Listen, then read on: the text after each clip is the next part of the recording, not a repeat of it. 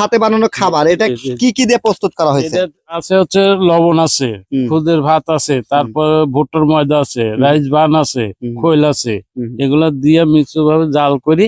মনে করেন এটা আচ্ছা, এটা সব মিক্সার করে কি আগে ভিজায় রাখেন? না, এটা পানি দিয়ে জাল করার পরে এটা আমরা মানে কোনো আগে ভিজা রাখার দরকার নাই, পানিতে খোলটা ভিজা রাখা হয় এবং বাকি জিনিসগুলো তাৎক্ষণিক দিয়ে সিদ্ধ করা। কতক্ষণ সিদ্ধ করেন? আধা ঘন্টার মতন। কতটুকু দেওয়া আছে এখানে পরিমাণ?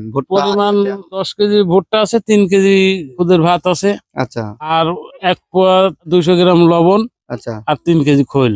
এর সাথে আমরা বিভিন্ন ধরনের মাল্টিভিটামিন দিলে মাছের রেজাল্টটা বেশি ভালো আসবে এবং মাছটা খুব দ্রুত প্রোডাক্টিভ হবে। এগুলো প্রতি কেজি খাবারের সাথে আমরা 3 থেকে 5 গ্রাম এই যে সিদ্ধ হওয়ার পরে বালতিতে মিক্স করে বা এটার সাথে মিক্স করে আমরা পুকুরে দিয়ে দিলেই রেজাল্ট হয়ে যাবে।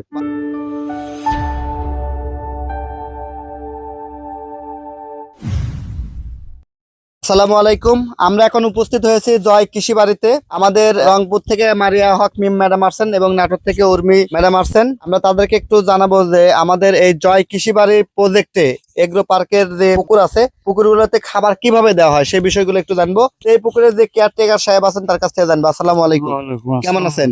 আলহামদুলিল্লাহ, আমি ভালো আছি। আপনার পরিচয়টা দেন। আমি মোহাম্মদ আদম আলী, জয় কৃষিবাড়ি এগ্রো পার্কে যে বাগান বা পুকুর আছে এগুলা দেখাশোনা করেন। আচ্ছা, এই যে আমরা দেখতেছি যে হাতে বানানো খাবার, এটা কি কি দিয়ে প্রস্তুত করা হয়েছে? আছে হচ্ছে লবণ আছে, খুদের ভাত আছে, তারপর ভুট্টার ময়দা আছে, রাইস বান আছে, খৈল আছে, এগুলা দিয়ে মিক্স ভাবে জাল করি। মনে করেন এটা আচ্ছা, এটা সব মিক্সার করে কি আগে ভিজায় রাখেন? না, এটা পানি দিয়ে জাল করার পরে এটা আমরা মানে কোনো আগে ভিজা রাখার দরকার নাই, পানিতে খোলটা ভিজা রাখা হয় এবং বাকি জিনিসগুলো তাৎক্ষণিক দিয়ে সিদ্ধ করা। কতক্ষণ সিদ্ধ করেন? সিদ্ধ মোটামুটি আধা ঘন্টার মতন। কতটুকু দেওয়া আছে এখানে পরিমাণ?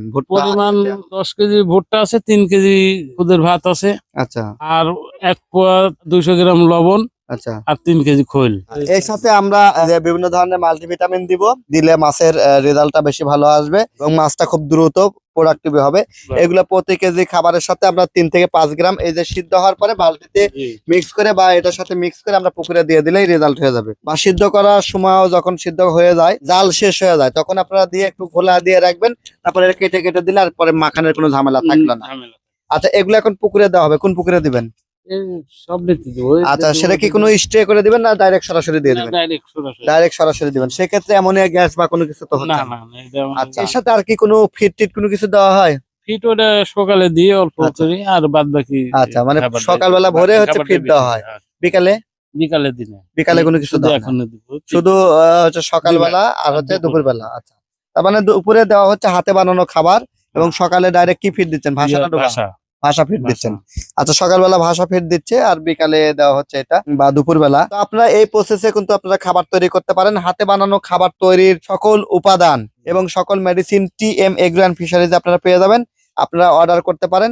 আমাদের দেশের সব জায়গাতেই আমাদের ডিজিটাল সেলস অফিসাররা আছে আপনাদেরকে হেল্প করার জন্য। ম্যাডাম, এই যে আপনি খাবার প্রসেসটা দেখলেন, আপনার চাষিদেরকে তো এইভাবে উদ্বুদ্ধ করবেন, তাই না?